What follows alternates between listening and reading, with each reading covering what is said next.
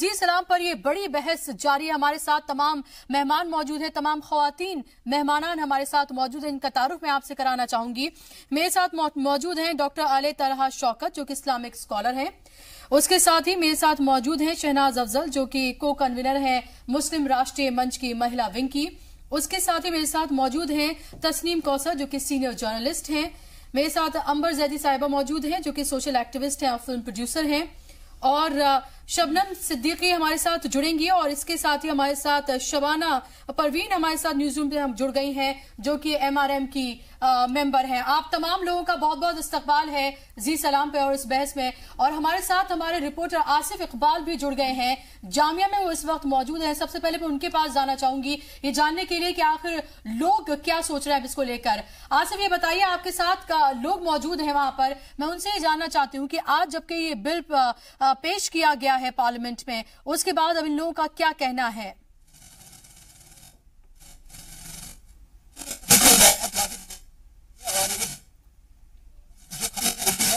और उनके साथ लोग भी यहाँ सारे मौजूद हैं और सभी लोग यहाँ पे अपनी बात रखना चाहते हैं, अपनी राय रखनी चाहते हैं। ये लोग कहते हैं कि जिस तरह का कानून आया कुछ क्या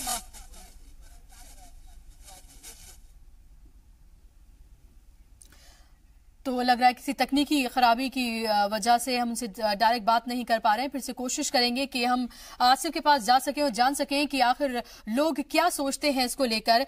लेकिन डॉक्टर आले, मैं आपसे जानना चाहती हूं, अब जबकि बिल ये पेश हो गया है, एक मुस्लिम खातून होने के नाते आप किस तरह से इसको देख रही हैं?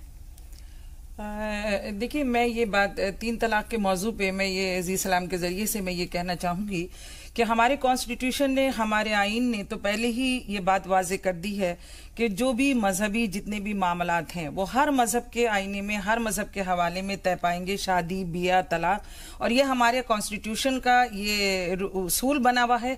तो जाहिर बात है कि जो जहां तक तलाक का मौजू है तो ये तलाक एज ए इस्लामिक स्कॉलर मैं यही कहना चाहूंगी, और एज ए इस्लामिक स्कॉलर ही नहीं बल्कि खवातीन, जाहिर बात है मैं भी एक खातून हूँ और खवातीन की तमाम तर जज्बात मैं भी वाकिफ हूँ। मैं उसके आईने में भी ये बात कहना चाहूंगी कि जहां तक ये 3 तलाक का मुद्दा है, 3 तलाक का मुद्दा चूंकि मजहबी है और जाहिर बात है हमारे लॉज बने हुए हैं, मुस्लिम पर्सनल लॉ है, हिंदू लॉ है, चाहे वो किसी भी मजहब की खातून है, अगर उसका कोई भी मजहबी मामला है जुड़ा है तो जाहिर बात है कि उसको मजहब के आईने में मजहब के हवाले से ही तय होना चाहिए। इसलिए कि जो चीजें, देखिए, हर दवा हर मर्ज का हल नहीं हो सकती है, हर मर्ज। लेकिन डॉक्टर आले, ये तो इस्लाम भी इसकी इजाजत नहीं देता है। एक नशिस्त में 3 तलाक की इजाजत तो इस्लाम भी नहीं देता, लेकिन उसके बावजूद भी बड़े पैमाने पर लोग जो है वो 3 तलाक देते हैं और एक बार में देते हैं। अभी कल का ही ये मामला है, इनफैक्ट आज का ही आज सुबह का रामपुर का मामला है कि सो के देर से उठी तो 3 तलाक दे दिया गया। तो इस तरह के मामले लगातार आ रहे हैं। क्या आपको नहीं लग रहा कि अब जबकि ये हुकूमत ने इस बिल को पेश कर दिया है तो अब तमाम जो इस्लामिक स्कॉलर्स हैं, तमाम जो लोग हैं वो सामने आ रहे हैं, पहले कहाँ थे वो लोग? देखिए, मैं ये वाली बात कहना चाहूंगी, आपने बताया कि आज ही का रामपुर का मामला है और वो देर से सो के उठी और उनको तलाक दे दिया। जहां तक ये मामला है तो जाहिर बात है कि अगर इस तरीके के मामला आते हैं तो हमारे यहाँ उलमा इकराम हैं, हमारा मुस्लिम लॉ है। अगर वो औरत को ऐसा लगा कि उसके देर से उठने पे उसको इस तरीके से तलाक दे दी गई है तो वो अपना मामला उन तक पहुंचाए। वो शरई अहकाम और शरई फिक़्ह की जितनी भी तमाम उसूल है उनके आईने में उनसे बात करें। बहुत पहुंचाया तमाम खवातीन ने उस मामले को, लेकिन उसका हल नहीं निकला। यही वजह है कि अब हुकूमत को इंटरवीन करना पड़ा है। तस्नीम साहिबा, मैं आपसे जानना चाहूंगी कि अब जबकि बिल पेश कर दिया गया है और तमाम तर कोशिशें ये हैं कि इसको पास करा लिया जाए, तो अब आप इसको किस तरह से देख रही हैं? देखिए बुशरा, ऐसा है कि हमारे दीन में ये कहा गया है कि फर्ज अगर वक्त पे अदा ना हो तो कज़ा होता है। और कुरान पाक की अगर तायद हो रही है यहाँ पर, जैसे तलाक बिदअत कुरान के खिलाफ है, ये सब मानते हैं, और अगर इस बिल से या सुप्रीम कोर्ट के ऑर्डर से अगर कुरान पाक की तायद हो रही है तो मुझे नहीं लगता इसमें कोई गलत है। तो आपको लगता है कि अगर उसी के अकॉर्डिंग ये चीजें हो रही हैं तो इसमें कोई गलत बात नहीं है? मैं एक करके सबसे जानना चाहती हूँ क्योंकि कि उसके बाद मैं फिर अपना नेक्स्ट सवाल पूछूंगी। शहनाज साहिबा, आपको क्या लग रहा है आज जब बिल पेश हो गया है तो आप इसको किस तरह से देख रही हैं? देखिए, हम इस बिल के फेवर में हैं क्योंकि आज भी जो तलाक का मामला सामने आया है, आप ये देखिए, ये उन दरिंदों के लिए है जो दरिंदों ने इतनी दरिंदगी मचा रखी है। यानी ये जो आप अभी कह रही है सोकर उठी है, यानी जरा सी बात पर नमक तेज हो गया, तुमने ये नहीं किया वो नहीं किया, इतनी बात पे तलाक दी जाती है, ऐसे क्या अलग हुआ जाता है? तो ये तो उन लोगों के लिए, डर उन लोगों को है, इसमें कोई कलाम पाक की वो नहीं हो रही है, कोई शरीयत को नहीं छेड़ा जा रहा है। ये तो वही इंस्टेंट ट्रिपल तलाक जो ये अपने अय्याशी के लिए या अपने जो गुस्से को मतलब काबू में नहीं रखते हैं, जो इंसानियत से बाहर है, उन लोगों के लिए कानून है और हम इसके फेवर में हैं। अंबर, आपका क्या कहना है? देखिए, सबसे पहले तो बिल का मैं स्वागत करती हूँ, लेकिन बिल में अमेंडमेंट्स की गुंजाइश है। बिल पूरी तरीके से महिला हित में नहीं है। जैसे कि कॉन्ट्राडिक्टरी एक पॉइंट आ जाता है जिसमें यह है कि आप ऑलरेडी सुप्रीम कोर्ट ने उसको अनकॉन्स्टिट्यूशनल बोला था, फिर जो बिल है उसमें भी लीगल एंड वॉइड है, जिसका मतलब ये हो जाता है कि वो इफेक्टिव नहीं रहेगी। अगर इफेक्टिव नहीं है, सपोजिटली किसी आदमी ने तलाक बोला, तलाक बिदअत का इस्तेमाल किया और किसी महिला ने शिकायत की, उसने थाने में शिकायत की कि मेरे हस्बैंड ने मुझे तलाक बोला है, और उसके बाद क्योंकि पुलिस तो उस पर कुछ एक्ट नहीं करेगी, वो मीडिएशन सेंटर चला जाता है। उसके बाद वहां पे उससे पूछा जाएगा कि आपने तलाक दी है, कौन सी तलाक दी है, या तो वो बोलेगा कि मैंने तलाक बिदअत दी है, या वो बोलेगा कि मैंने तलाक एहसन दी है, हाँ, जो कि एक बार काउंट होगी, या फिर ये बोलेगा कि मैंने तलाक नहीं दी है। तो उस केस में ये हो जाता है कि तलाक बिदअत दी है तो उसको सीधा जेल और जो मुआवजे का प्रावधान है वो होगा। तो अगर वो इफेक्टिव भी नहीं है, प्लस फिर उसको जेल भी जाना है, तो कुछ लक्यूनाज है जिन पे हमें अमेंडमेंट्स की गुंजाइश है, जहां पे अमेंडमेंट्स होने चाहिए पूरे तरीके से। एग्जैक्टली, फाइनेंशियल सिक्योरिटी पे महिला की पूरे तरीके से ध्यान नहीं दिया गया, उस पे वर्क होना चाहिए। बिल को फिर से इस पे पुनर्विचार होना चाहिए और बिल पे काम होना चाहिए, मानना चाहिए। शबाना साहिबा भी हमारे साथ मौजूद है, न्यूज़ रूम से हमारे जुड़ी हुई हैं। शबाना साहिबा, आप ये बताइए, आप किस तरह से इस पूरे मामले को देख रहे हैं? अब जबकि बिल जो है पार्लियामेंट में पेश कर दिया गया है और तमाम तर कोशिशें ये हो रही हैं कि इसको पास करा लिया जाए। मैम, मैं जी इस्लाम के माध्यम से बोल रही हूँ कि इस बिल को पास करा दिया जाए तो अच्छी बात है, बहुत बढ़िया रहेगा हमारी लेडीज़ के लिए, जो बेचारी हैं अभी जुल्म के साए में जी रही हैं, उनको कुछ राहत मिलेगी। अगर ये पास हो जाता है तो हमारी बहनों के लिए बहुत अच्छी बात है। जो जालिम मर्द हैं, जो सही जैसी बात पे लेडीज़ को हमारी वो कर देते हैं, सोचते नहीं है कि आगे क्या होगा, बच्चों का क्या होगा, लेडीज़ का क्या होगा, तो वो अपने देने से मतलब रखते हैं। जब बाद में जब लो पास होता है तब पता चलता है उनको, हाँ, हमने क्या गलती करी, क्या करा, क्या नहीं करा। तो अच्छी बात है हमारा लो पास हो जाए, हमारी महिलाओं के लिए बहुत अच्छा रहेगा। जी, डॉक्टर आले, इसको काफी मुखालफत भी इसकी हो रही है। मुस्लिम पर्सनल लॉ बोर्ड का भी कहना है कि ये गैर इस्लामिक है, और उनका ये कहना है कि इसमें जिस तरह की चीजें शामिल की गई हैं, जैसे कि क्रिमिनल ऑफेंस इसको माना गया है। उन्होंने कहा कि जब सिविल शादी जो है, जब एक सिविल कॉन्ट्रैक्ट है, तो तलाक जो है वो क्रिमिनल ऑफेंस कैसे हो सकता है। दूसरा ये कहना है कि 3 तलाक जो है देने पर अगर 3 साल की सजा होती है, तो अब ऐसे में मेंटेनेंस फिर कौन देगा, उस फैमिली का ख्याल फिर कौन रखेगा। क्या आपको लग रहा है कि ये तमाम चीजें जो हैं, जो सवाल उठाए गए हैं तमाम लोगों की तरफ से, वो वाजिब हैं? बिल्कुल वाजिब है, मेरी नजर में तो बिल्कुल वाजिब है। मैं आपको ये बता दूं, और यहाँ पर मेरी तमाम मुस्लिम बहनें एज ए सोशल वर्कर भी मौजूद हैं, और जाहिर बात है मैं उनसे सिर्फ इतना कहना चाहूंगी कि देखिए, तलाक के लिए जब 3 साल की सजा, फॉर एग्जाम्पल अगर किसी मर्द ने अपने घर में तलाक दी या किसी ने अपने कमरे में तलाक दी, और वो तलाक फिर अगर ये बिल पास हो गया, एक कानून बन गया, तो जाहिर बात है कि अब जब वो कानून बन गया तो उसके तलाक के खिलाफ अगर औरत कोर्ट में जाती है, तो जाहिर बात है कि उस कानून के मुताबिक जाहिर बात है वहां पे बहस मुबाहिसा भी होगा, और बहस मुबाहिसे के बाद अगर फिर मर्द को या शौहर को 3 साल की सजा का भी प्रावधान रखा गया है अगर हमारे इस कानून में, तो अगर जाहिर बात है पति ने वहां कह दिया कि मैंने तलाक ही नहीं दी, जाहिर बात है उसने देखा कि 3 साल की सजा है, उसने तलाक ही नहीं दी, अगर उसने वहां कह दिया, तो जाहिर बात है आप बताइए कि औरत के पास क्या प्रूफ है कि वो ये बताए कि हाँ मुझे तलाक दी है। और उसके बाद जब उसको जाहिर बात है कोर्ट में जो भी फैसले होंगे, वो जब तक प्रूफ नहीं होगा कोर्ट फैसला नहीं करेगी। और अगर उसने कह दिया कि मैंने तलाक नहीं दी और औरत उस तलाक का कोई प्रूफ हासिल नहीं कर पाई, तो उसके बाद जाहिर बात है कि कोर्ट कहेगा कि इसे अपने साथ रखो, ये तुम्हारी बीवी है। और यहाँ पे मजिस्ट्रेट औरत की गवाही मानी जाएगी। नहीं, एक सेकंड, तो तलाक तो वो अपने घर में दे रही है, वहां मजिस्ट्रेट औरत कहाँ मौजूद है।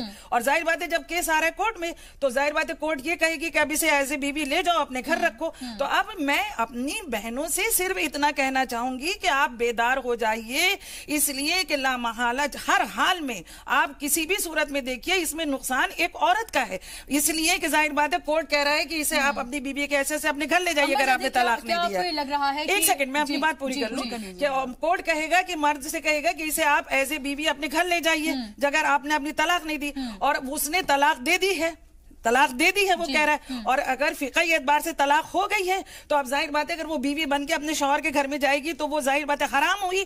तो आप ये देखिए कि ये मजहबी देखिए नहीं, देखिए आप उसी बात को कह रही हैं फिर से। जब अगर तीन तलाक उसने दी है, अगर 3 तलाक तो जब अगर वो इस्लाम में है ही नहीं तो वो तो वैसे भी नहीं मानी जाएगी। अगर वो किसी मुस्लिम उलेमा के पास में जाएंगे तब भी नहीं मानी जाएगी। मैं आपको ये बताऊं कि 3 तलाक इस्लाम नहीं, 3 तलाक इस्लाम में है। आप ये नहीं कहिए कि 3 तलाक इस्लाम में नहीं है, लेकिन उसके साथ कुछ हालात है, उसके साथ कुछ हालात। तलाक की बात हो रही है, तलाक के बिदअत की, तलाक के बिदअत का इस्लाम से कहीं लेना देना नहीं है, नहीं मानी जाएगी। लेकिन उसी के लिए आपसे ये अर्ज कर रही हूं कि जाहिर बात है फिर वो गवाह भी तो चाहेगी, तो जाहिर बात है कि वो गवाह कहाँ मौजूद होंगे। जो अभी कानून भी आ रहा है वो तलाक बिदअत के लिए, जी तलाक बिदअत के लिए कानून है। रविशंकर प्रसाद ने ये कहा कि सिर्फ तलाक बिदअत के लिए है, हमारा कोई भी ये मौक़िफ़ नहीं है कि हम किसी की शरीयत में या मजहब में मदाखलत करें, लेकिन सिर्फ इसका मकसद सिर्फ और सिर्फ इंस्टेंट ट्रिपल तलाक को पे लगाम लगाना है। अब जबकि सिर्फ आपसे यही अर्ज कर रही थी कि देखिए तलाक के बाद भी हमारे यहाँ मुआवजे का प्रोविजन तो मजहबी तौर पे भी है। लेकिन आप ये बताइए जितनी देर औरत नहीं है ना, दिल पे हाथ रखकर मुझे ये प्रैक्टिस में नहीं है, आप मुझे दिल प्रैक्टिस में नहीं है। मैं काम करती हूँ विक्टिम्स के साथ, उनको घर से निकाल दिया जाता है,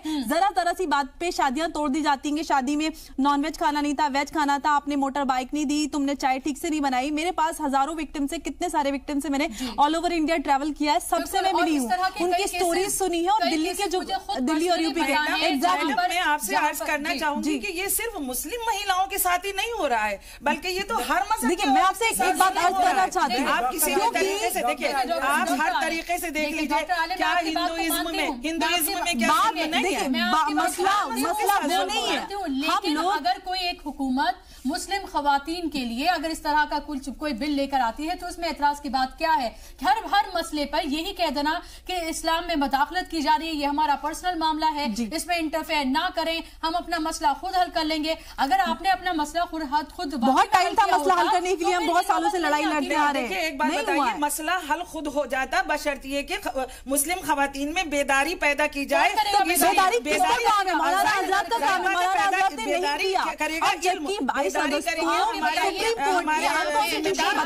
उसके बावजूद भी कोई काम नहीं किया all India Muslim personal law board ने, मौलाना हजरात ने बहुत देर कर दी। बहुत देर कहना चाहती हूँ, मेरे पास बहुत से ऐसे केसेस जो तलाक के कगार पे आ चुके थे, लेकिन उन्होंने सही रास्ता इख्तियार करने के बाद उनके फिर तलाक भी नहीं हुई और एक अच्छी जिंदगी वो आज भी गुजार रही हैं। लेकिन देखिए एक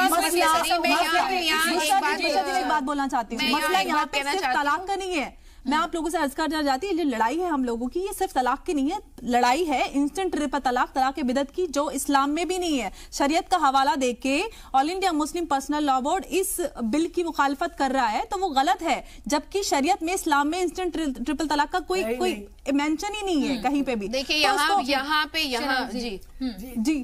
जी डॉक्टर आलिया, जो आप कह रही हैं ना कि हमारे जो मुस्लिम मुफ्ती है, मौलवी हैं, ये लोग संभालेंगे, आज तक क्यों नहीं संभाला? किसी ने भी आज तक महिला, आपने देखिए ऑन रिकॉर्ड बयान देखिए अब तक। ये जो पीड़ा है ना इनकी, ये पहाड़ बन चुकी थी। एक बात मेरी ये माफ करिए, आप एक बात मेरी ये सुन लीजिए, कहीं कहीं पर मर्ज जो है वो बढ़ता है सिर्फ इसलिए कि हम सही डॉक्टर के पास नहीं जाते और हम खतरा जान होता है।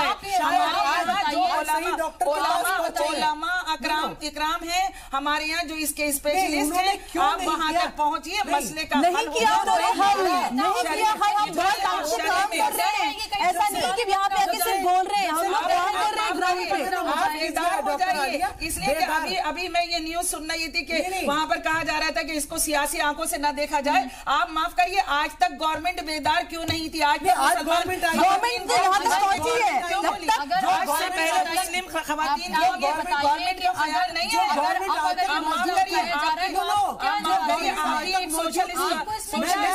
कहती हूँ नहीं, आप क्यों नहीं खड़ी हो? एक बार सुनिए, आपसे बहस करने से कोई मसले का हल नहीं होगा। मुझे एक एक करके सवाल पूछ लीजिए। मैं एक बात कहना चाहती हूँ, उसको अप्रिशिएट करना चाहिए। मैं एक बात ये कहना चाहती हूँ, देखिए मुस्लिम पर्सनल लॉ बोर्ड जब बना था तो उसमें ये कहा गया था कि कोडिफिकेशन ऑफ लॉ होगा, ठीक है। कोडिफिकेशन ऑफ लॉ होने के बाद ही फौरन आप स्क्रूटनी में आ जाते हैं। मुस्लिम पर्सनल लॉ बोर्ड को बने हुए सालों साल गुजर गए, आज तक कोडिफिकेशन ऑफ लॉ नहीं हो सका। एग्जैक्टली, उन्होंने अपना काम नहीं किया सही से। जहाँ देर होगी इन मामलात में, वहाँ आपको नहीं लग रहा कि उनकी उनकी दुकान बंद ना हो जाए? अब जबकि सुप्रीम कोर्ट ने अनकॉन्स्टिट्यूशनल बताया था, तब भी वो कुछ कर सकते थे, उन्होंने कुछ भी नहीं किया, कुछ भी नहीं किया। देखिए मजहब की इन तमाम चीजों को हम दुकानों से तजबीह नहीं दे सकते। हाँ, ये दूसरी बात है कि हम सियासत की बातों को दुकानों से तजबीह दे सकते हैं। हमें तो सिर्फ एक बात ये बताइए, आज तक मुस्लिम खवातीन इस बिल को पास क्यों नहीं किया क्या ये यहाँ पर बैठकर ये कह सकती हैं कि जितने भी उलेमा इकराम हैं, जो बात कहते हो बिल्कुल सही है, उनकी बात तस्दीक कर माफ करिए, मैं बिल्कुल अपने पूरी जिम्मेदारी के साथ कह सकती हूँ कि वाकई जो उलेमा इकराम है उनके मुंह से कभी कुछ ना गलत होता है, निकलता है, ना वो गलत करते हैं।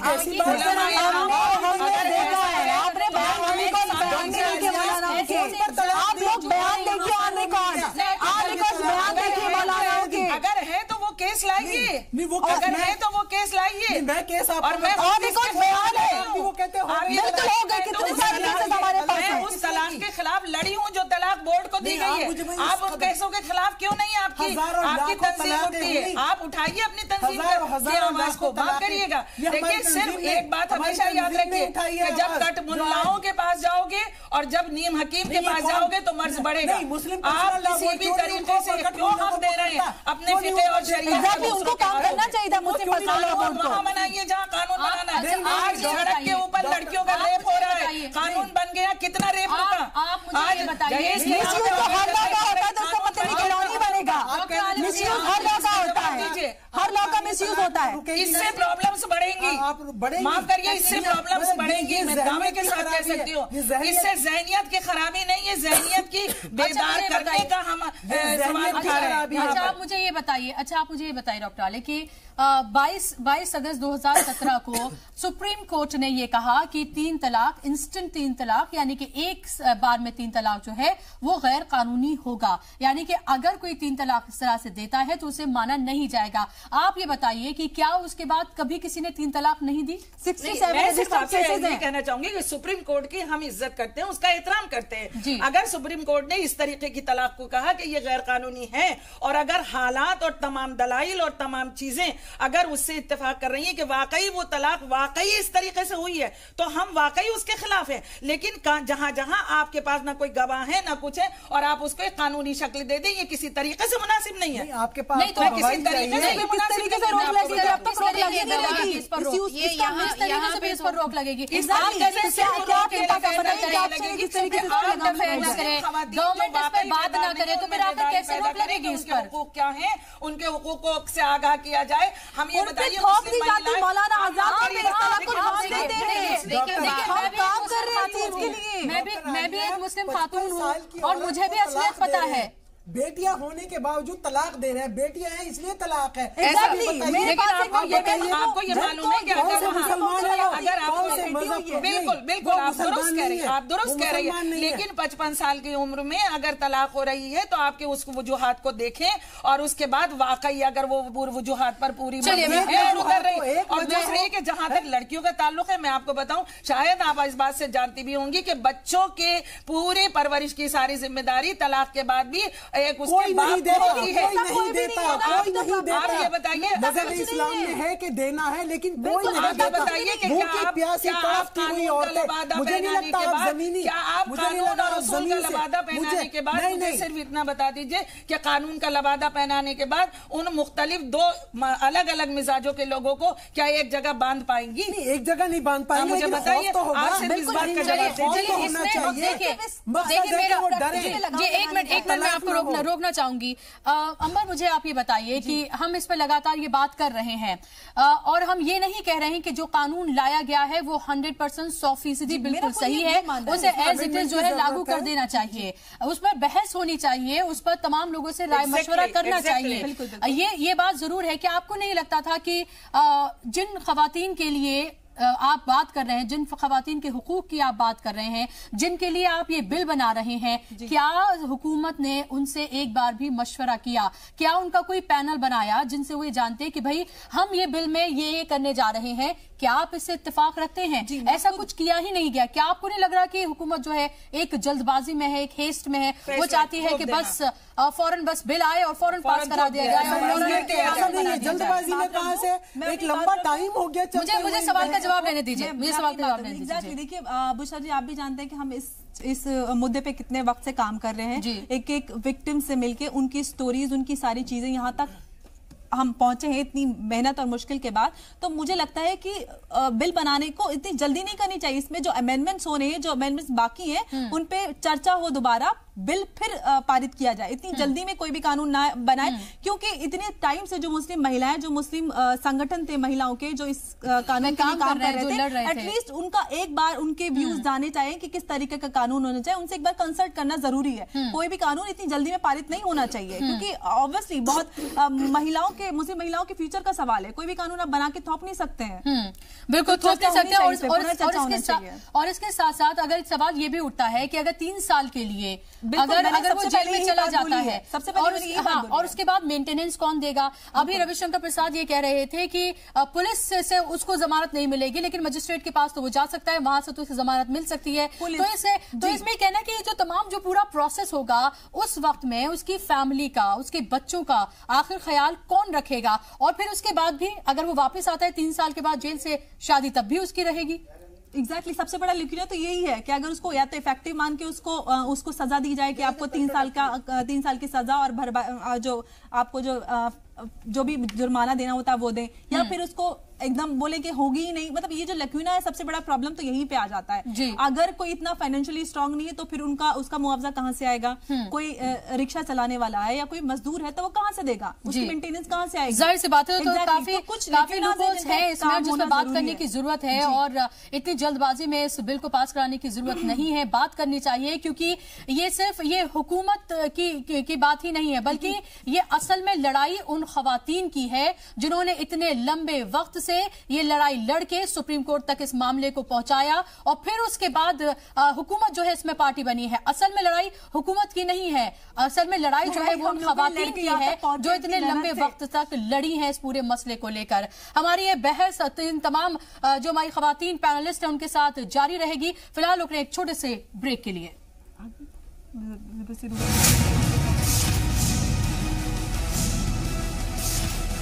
चीज की खबर करते। ब्रेक के बाद एक बार फिर से आप सभी का इस्तकबाल है। 3 तलाक के इस बिल पर हमारी ये बड़ी बहस लगातार जारी है। तमाम मेहमानान, ख्वातीन मेहमानान हमारे साथ मौजूद हैं स्टूडियो में, जिनसे हम लगातार इस मसले पर बात कर रहे हैं। हमारे साथ अभी शबनम सिद्दीकी साहिबा भी जुड़ गई हैं, सोशल एक्टिविस्ट हैं। आपका भी बहुत बहुत इस्तकबाल है इस पैनल में। और मैं जाना चाहूंगी अब तस्लीम साहिबा, आपके पास मैं आना चाहूंगी। लगातार हम ये बात कर रहे हैं, जब सुप्रीम कोर्ट ने इसको गैर कानूनी करार दे दिया, तो फिर ये बताइए उसके बाद से फिर ट्रिपल तलाक क्यों हुई? क्यों नहीं अवेयरनेस क्रिएट की जाती है दोनों ही तरफ से? क्यों नहीं लोगों को बताया जाता कि अब ये हो गया है और इस्लाम भी इसकी इजाजत नहीं देता, अब आप 3 तलाक नहीं दे सकते हैं, और या फिर पहले से ही है ही नहीं? ये तो देखिए, ये जो भी मामला थे इस तरह के ना, ये हमारी सोशल जो एक कंस्ट्रक्शन है, जो समाजी ढांचा है, उसके हिसाब से ही होते हैं। जैसे जब मैं एक मिसाल देना चाहूंगी आपको, निर्भया कांड हुआ था ना, उसके बाद से आप अगर रेप का ग्राफ देखिएगा ना, तो आपको पिछले कई सालों का टूटता हुआ दिखेगा। तो जब भी कोई कानून बनता है ना, तो उसके तोड़ने वाले उससे कहीं ज्यादा पैदा हो जाते हैं। मेरा बस ये तो कहना है, कानून ना बनाए, कानून बनते भी हैं, उनके पालन कराने वालों की संजीदगी, ईमानदारी को भी तोलना पड़ता है कभी कभी, क्योंकि कानून तो बन जाते हैं, लेकिन उसको जो पालन करा रहा है, लागू करा रहा है, उसकी वो कहाँ तक सच्चा ईमानदार है और कहाँ तक वो उस कानून की पैरवी करता है और करवाएगा। इसके लिए कोई सोशल इस पे ऑब्लिगेशन वाले या मोहल्ले टोले के लोग नहीं करेंगे, इसको स्टेट ही करती है। अभी देखिए मामला बड़ा ही बहुत ही संजीदा मोड़ पे है। आज का दिन जो बिल पेश हुआ है जी, हमें ये देखना होगा कि जो अदारे हैं, ये जो मुस्लिम अदारे जिन्हें अब जैसे बोर्ड हुआ या इस जैसे जो अदारे हैं, इनका काम क्या है। इतने बड़े मुल्क में क्या 40 जो मराकज हैं इनके, उसके तहत ये काम करते हैं, क्या वो काफी हैं? उन्होंने क्या ट्रांसपेरेंसी है? कितने तलाक के केसेस इनके पास आते हैं, कितने खुला के केसेस आते हैं, किन में क्या फैसला दिया जाता है, कहां तक वो पालन होता है? ट्रांसपेरेंसी है? मेरा ख्याल है नहीं है। हमें कुछ भी पता नहीं है कि क्या होता है क्या नहीं होता। देखिए शिकायतें हैं, ऐसा नहीं कि नहीं है शिकायतें। वो लेडी अभी केस को देखिए, जिस केस के आधार पे ये केस आगे बढ़ा, उस लेडी ने, शायरा बानो ने, गवर्नमेंट ऑफ इंडिया को से सवाल किए हैं, बोर्ड से सवाल नहीं किए हैं। गवर्नमेंट ऑफ इंडिया जो कॉन्स्टिट्यूशन के हिसाब से रिलीजियस राइट का प्रोटेक्टर है, और रिलीजियस राइट के हिसाब से अगर गलत हो रहा है, क्योंकि जब भी ये दलील दी गई, जब भी मुबाहिसे हुए, उसमें हर एक ने यही कहा कि ये तलाक़ बिदअत है, कुरान में नहीं है, कुरान में नहीं है जी। ये बार बार कहा गया, तो कोर्ट ने भी उसी को माना। और इसकी दलील में ये भी कहा गया कि जब बहस हुई तो उसमें ये कहा गया कि फला मुल्क और इन मुल्क में, लेकिन यहाँ पे मैं थोड़ा डिफर करूंगी, इसलिए कि ये रिलीजियस मुस्लिम माइनॉरिटी, इंडिया की जो मुस्लिम माइनॉरिटी है, ये सबसे बड़ी माइनॉरिटी है, लेकिन ये इस्लामिक वर्ल्ड का हिस्सा नहीं है। इसको बिल्कुल क्लियर कर लीजिए। इंडिया की जो मुस्लिम माइनॉरिटी है वो इस्लामिक वर्ल्ड का हिस्सा नहीं है। तो रूल्स एंड रेगुलेशंस जो हमारी इंडिया में, जो भारत के कॉन्स्टिट्यूशन के हिसाब से हैं, वहां पे हम कोई पैरेलल गवर्नमेंट नहीं चला सकते। हमें कहीं ना कहीं आगे जाके या किन्हीं ना किन्हीं मामलों में यहाँ के कॉन्स्टिट्यूशन को, यहाँ के लॉज को फॉलो करना पड़ता है। और जब मसाइल का हल, जो हमारा बोर्ड है, जो आइली मसाइल है जिनको शरीयत के हिसाब से हल करना होता है, जब वो वहां पे कहीं पे पीछे रह जाते हैं या कहीं पे कमजोर पड़ते हैं, तो हमें कहीं ना कहीं कॉन्स्टिट्यूशनली या अदालतों का दरवाजा खटखटाना पड़ता है, सहारा लेना पड़ता है। तो अदालतें भी हमेशा इन तरह के मामलों में किसी न किसी मौलवी को, मौलाना को या नुमाइंदों को, जिम्मेदारों के बुला के उनसे मशवरे करती है उनको। तो मामला ये है कि जैसे पर्सनल लॉ बोर्ड है ना, इसका निकाहनामा तक कोर्ट में वैलिड नहीं है। तो जब आप एक निकाहनामा वैलिड नहीं करा सकते अपना, तो फिर आप तलाकों पे या फिर खुला के केसेस में किस तरह के फैसले देंगे? क्या वो चैलेंज नहीं किए जा सकते? अगर आपने खुला का केस अगर फाइनल कर भी दिया, तो वो खुला का केस फिर अदालत में चला जाता है। सिर्फ एक एनजीओ है।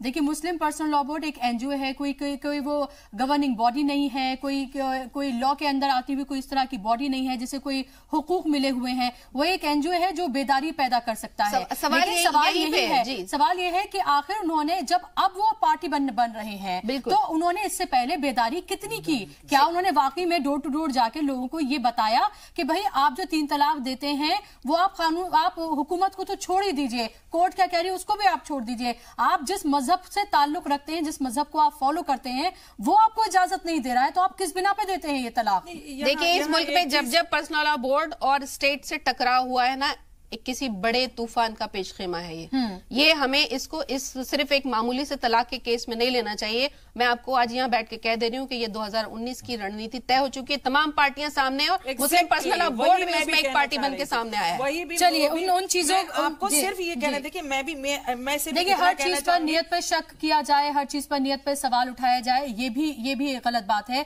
अगर आपने पहले से तमाम चीजें ठीक कर ली होती तो शायद हुकूमत को इसमें इंटरफेयर करने की जरूरत ही नहीं पड़ती। जब खुद एक मुस्लिम खातून चलकर गई है हुकूमत के पास, उसके बाद ही कोर्ट ने इस तरह का फैसला दिया है, और उसके बाद अब बिल लाया जा रहा है, क्योंकि लगातार ये सवाल उठ रहे थे कि अब गैर कानूनी तो कह दिया आप कोर्ट ने, अब क्या, अब किस तरह से किया जाएगा? अब बिल नहीं है इस पर, कैसे इसको पकड़ा जाएगा? अब जब हुकूमत बिल लेकर आ रही है, मैं ये मान सकती हूँ कि इसमें बहुत सारी कमियां हो सकती हैं, लेकिन सिर्फ इस बात पर नियत पर ये सवाल उठाने, क्योंकि बीजेपी हुकूमत है और वो ये बिल लेकर आ रही है तो इस पर सवाल उठाएं, वो भी ठीक नहीं है। नियत पे सवाल नहीं उठाया जा रहा बुशरा। बात ये है कि Muslim personal law board as a party, वो क्यों बिहेव कर रहा है, टकराव की स्थिति क्यों पैदा हो गई है? जिस काम को मुस्लिम पर्सनल लॉ बोर्ड को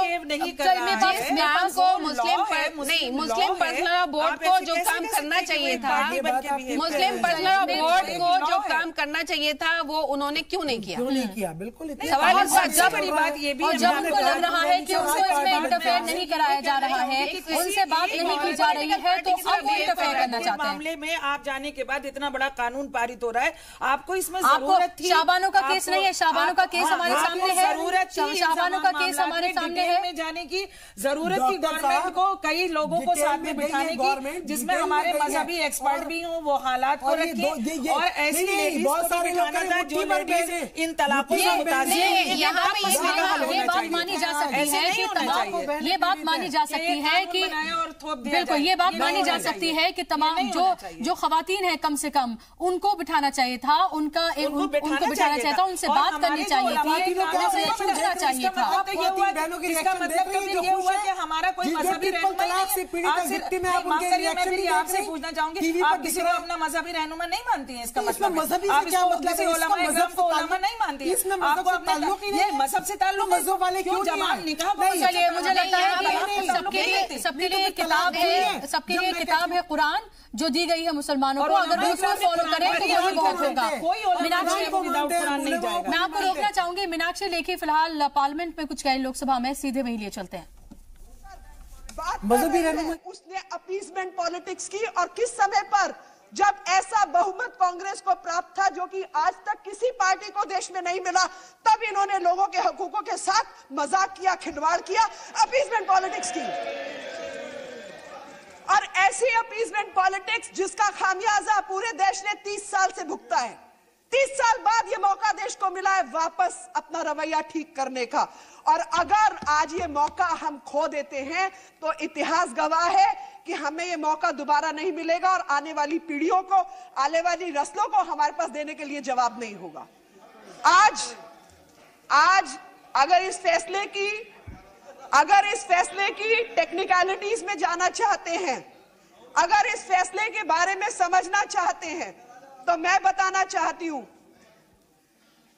आर्टिकल 141, 142, 143, 144 संविधान के इन 4 आर्टिकल्स को पढ़ लें, और इन 4 आर्टिकल्स को जब आप पढ़ते हैं तो आप पाते हैं कि सुप्रीम कोर्ट द्वारा घोषित कोई भी कानून in the absence of law is actually the law.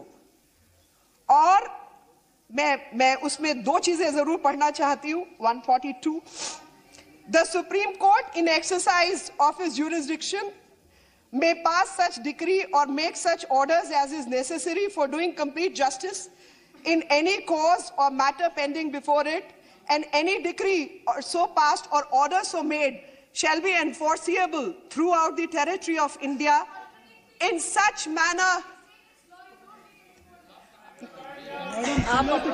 nothing will go on record. Such manner as may be prescribed by or under any law made by Parliament, and until provision in that behalf is so made, in such matter as the President may by order prescribe, subject to the provisions of any law made in this behalf by Parliament, the Supreme Court shall, as respects the whole of the territory of India, have all and every power to make any order for the purpose of securing the attendance of any person, etc. 143, 144. All authorities, civil and judicial, in the territory of India shall act in aid of the Supreme Court. Supreme Court से declared judgment कानून है, और जब वो कानून है तो उसकी इंप्लीमेंटेशन होनी चाहिए। इंप्लीमेंटेशन कैसे होगी?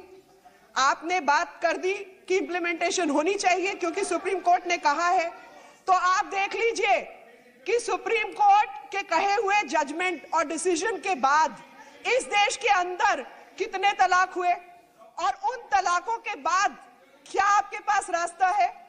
आपके पास रास्ता है कि हर औरत बरेली से या रायबरेली से, केरल से या कश्मीर से, गुजरात से या रोहिंग्या लैंड से आकर सुप्रीम कोर्ट में कंटेम्प्ट पिटीशन फाइल करे। ये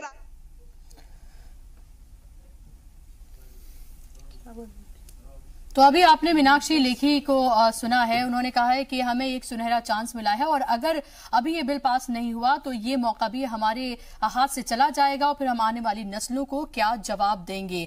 तो लगातार तलाक के इस बिल को लेकर बहस जारी है और लोकसभा में भी अलग अलग तरह के रिएक्शन हमें देखने को मिल रहे हैं। हमारे साथ भी बड़ा पैनल मौजूद है जिनसे हम लगातार बात कर रहे हैं। शबनम साहिबा, मैं आपसे जानना चाहती हूँ कि अभी हमने रविशंकर प्रसाद को सुना था, कुछ देर पहले उन्होंने लोकसभा में खिताब किया था और उन्होंने कहा कि इसको लेकर बहुत एतराजात हो रहे हैं कि अगर जेल चला जाता है शौहर तो फिर फैमिली का ख्याल कौन रखेगा, बच्चों का ख्याल कौन रखेगा। तो उन्होंने कहा कि पुलिस से हो सकता है आपको जमानत ना मिले, लेकिन मजिस्ट्रेट हैं, आप कोर्ट जा सकते हैं, वहां से आपको जमानत मिल जाएगी और वो तमाम चीजों को देखेंगे। आपको नहीं लगता है कि ऐसा करने से, अगर आप ये मान रहे हैं कि ये जमानत हो जाएगी, तो ऐसे में तो उसके साथ और ज्यादा आने वाले वक्त में प्रॉब्लम हो जाएगी? मैंने पूरा कानून मिनिस्टर्स का देखा, लॉ मिनिस्टर जो बोल रहे थे, उन्होंने कहा कि पुलिस के पास जाके जमानत नहीं होगी, मजिस्ट्रेट के पास जाके आपको जमानत मिल सकती है और उस कंडीशन पे जब इकोनॉमिकल कंडीशन देखी जाएगी, उस मर्द की, उस मेंस की इकोनॉमिक कंडीशन देखी जाएगी कि वो किस हैसियत में रखता है। मेरा ये कहना है कि इकोनॉमिक कंडीशन देखी जाएगी। आज के डेट में प्राइवेटाइजेशन का दौर है, आज के डेट में गवर्नमेंट जॉब नहीं है, प्राइवेट जॉब में एक दिन भी अगर बंदा नहीं जाता है तो उसके पैसे कट जाते हैं। अगर वो चला गया, जेल चला गया, तो प्राइवेट कंपनी उस फैमिली को बिल्कुल प्रोटेक्ट नहीं करेगी। मैं ये कहना चाहती हूँ कि गवर्नमेंट ऑफ इंडिया इस और जो कानून बना रहे हैं उसमें एक कॉलम ये क्यों नहीं डालते कि इन बिटवीन अगर उसको कोई देखने वाला नहीं है तो government of India will protect करेगी, उसको फाइनेंशियल प्रोटेक्ट करेगी।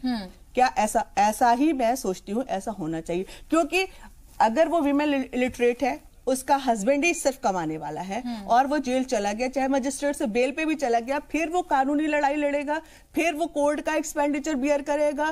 तो वो सारा जो लब्बो लबाब ये है कि जो फाइनेंशियल रिसोर्सेज है, जो फाइनेंशियल कंडीशंस है उस फैमिली की, हु विल बियर इट। तस्लीम साहिबा, मेरा सवाल ये है आपसे कि अगर हम जब बात करते हैं, इस्लाम की बात करते हैं, तो इस्लाम में जब हम बात करते हैं मैरिज की, तो वो एक कॉन्ट्रैक्ट है, वो सात जन्मों का रिश्ता नहीं है। और अगर ऐसे में तलाक की जब हम बात करते हैं तो लग ऐसा रहा है कि लोगों के लिए इतना सख्त इसको बनाया जा रहा है कि जो एक कॉन्ट्रैक्ट है जिसमें दोनों अपनी मर्जी से नहीं रहना चाहते हैं, वो भी इतना मुश्किल हो जाएगा कि तलाक बिदअत तो छोड़ दीजिए, तलाक एहसन भी शायद लेने से पहले 100 बार सोचेगा वो मर्द, क्योंकि उसे डर सताएगा कि ऐसा ना हो कि बाद में मेरी बीवी या उसके फैमिली वाले या कोई और मेरे ऊपर केस कर दे और मुझे जेल जाना पड़े। देखिए, कुरान पाक में या हमारे दीन में जो भी मसाइल हैं अज़दवाजी जिंदगी से मुतल्लिक, सबसे ज्यादा बातें उसी के मुतल्लिक की गई हैं, शौहर और बीवी के रिश्ते के बारे में, हुकूक के बारे में, फराइज के बारे में। तो ऐसे में जो कानून बताया गया है जिसके तहत हमें चलना है, अगर उस पे चलते रहते हैं तो कहीं पे ये मसले पैदा ही नहीं होते। ये मसाइल उस वक्त पैदा होते हैं जब आप उस रविश को छोड़ देते हैं। तो जो उल्लंघन करना होता है ना, जैसे कुरान पाक का उल्लंघन करने वाला जी, उसकी सजा कौन मुकर्रर करेगा? क्या बोर्ड तय करेगा, समाज तय करेगा या कोर्ट तय करेगा? जो उसका उल्लंघन कर रहा है, जो तलाक दे रहा है, उसने कुरान की खिलाफ वर्जी की। तो खिलाफ वर्जी करने वाले को, अब ये मुल्क ऐसा तो नहीं कि यहाँ कोड़े मारे जाएंगे जी, उसमें सजा का प्रावधान नहीं हो सकता है कि 2 साल 3 साल या 4 साल की सजा हो सकती है। इसमें अवेयरनेस की बात है कि अवेयरनेस तो करने की जरूरत दोनों तरफ से है, जो मुस्लिम मर्द है उसके लिए भी और जो मुस्लिम औरतें हैं उसके लिए भी करने की, लेकिन विमेन एम्पावरमेंट की भी बात है कि औरतों को तरक्की कैसे मिले। देखिए, कई घरों में जो आमतौर पे देखिए, ये जो तलाक कानून बनाने से ये देखिए, नहीं, ये जो तलाक बिदअत का मामला है ना, तलाक बिदअत का मामला है, उसमें ये देखिएगा कि ये जो रेशो है ये कम है, लेकिन ये किस तबके में है। यहाँ पे ना जो औरतें होती हैं वो भी लेकिन मेरे पास मैं आपको ये बताऊं, ऐसे एग्जांपल्स मौजूद हैं, खुद मेरे देखे हुए ऐसे एग्जांपल्स मौजूद हैं जहां पर एक लड़की थी जिसे किसी अपने प्रोजेक्ट के लिए जाना था, उसने अपने शौहर से कहा कि मुझे भाई इस प्रोजेक्ट के लिए जाना है, मुझे जाने दें, पैसे की भी जरूरत थी। एक बहुत पढ़ी लिखी लड़की की मैं बात बता रही हूँ। तो उसके शौहर ने कहा नहीं, मैं आपको नहीं जाने दूंगा। उसने बजिद होकर उसने कहा कि नहीं मैं जाऊंगा। उसने कहा अच्छा, अगर आपने ये बैग उठाया तो लो मैं तुम्हें तलाक देता हूँ। तलाक तलाक तलाक, मिसयूज है। तो आप ये सोचें कि फिर क्या वो लड़की उस घर में वापस आएगी? क्या उसको फिर लगेगा कि जिस शौहर ने मुझे इस काबिल नहीं समझा, जहां मैं 2 बच्चों की यहाँ पर उसके माँ हूं, उसकी इतने दिन से उसके घर में रह रही हूं, उसके बावजूद उसने 1 मिनट में मुझे ये कह दिया तलाक तलाक तलाक, मेरे घर से जाओ, कोई वास्ता नहीं है अब तुम्हारा मुझसे। क्या आपको लग रहा है कि कोई इंटरवीन करेगा या इसको नहीं माना जाएगा या कुछ किया? उसके बाद वो वाकई में वो औरत उस काबिल रहेगी कि उस घर में वापस आए? नहीं, इसमें देखिए वहीं पे बात आती है ना कि ये तलाक देने का जो सिस्टम है ना, ट्रिपल तलाक पे ही तो बहस हो रही है, इंस्टेंट ट्रिपल तलाक पे बहस हो रही है। लेकिन जो कुरान के हवाले से बात होती है उसमें तलाक के को बांटा गया है, 3-4 महीनों के अंदर बांटा गया है। जैसे अभी गवाह की बात हो रही थी ना, तो ये सवाल उठता है बार बार कि जब निकाह गवाहों के बीच होता है तो तलाक गवाहों के बीच क्यों नहीं होती? बिल्कुल। तो इस तरह पब्लिकली होना चाहिए, इस तरह की अवेयरनेस। शबाना साहिबा बहुत देर से खामोश बैठी हैं, मैं उनके पास जाती हूँ, उनसे मैं एक सवाल पूछना चाहती हूँ। मतलब शबाना साहिबा, मुझे आप ये बताइए कि अब जबकि हुकूमत ने ये बिल पेश कर दिया है, तो ऐसे में ये बताइए कि लोगों तक ये किस तरह से पहुंचेगा? क्योंकि पहले भी हमने देखा था कि जब सुप्रीम कोर्ट ने इसे इलीगल करार दे दिया था, उसके बावजूद भी तलाक हुई है, 3 तलाक हुई हैं। अब जबकि बिल पेश हो जाएगा, अगर उसके बाद भी होती है, तो सबसे पहले सवाल ये उठता है कि आखिर मुस्लिम मुआशरे में बेदारी कौन पैदा करेगा? बेदारी ये हमारी मुस्लिम ख्वातीन को ही देखना है कि किस प्रॉब्लम से वो गुजर रही हैं। वो अपनी शिकायत एक जगह करें, जो भी उनके पर्सनल मोहल्ले वाले हों या अपने रिश्तेदार हों, उनमें बताएं। अगर इस तरह की बातें हो रही हैं, नहीं हो रही तो अच्छी बात है, लोग फॉलो कर रहे हैं इस कानून को। अगर होती है तो फिर यही है कि ये कभी सुधरने वाले नहीं है लोग। बस ये सच कानून बन जाएंगे तो शायद सुधर जाएंगे। ये कि ताकि अवेयरनेस और की बात कर रहे हैं। जी नहीं, यहाँ पे मैं एक तस्करा करना चाहूंगी। बुशरा, आपने एक सवाल मोहतरमा तस्नीम साहिबा से किया था कि अभी मेरे पास एक केस आया और एक लेडी प्रोजेक्ट पे जाने वाली थी और उसको हस्बैंड ने नहीं चाहा कि वो प्रोजेक्ट पे जाए।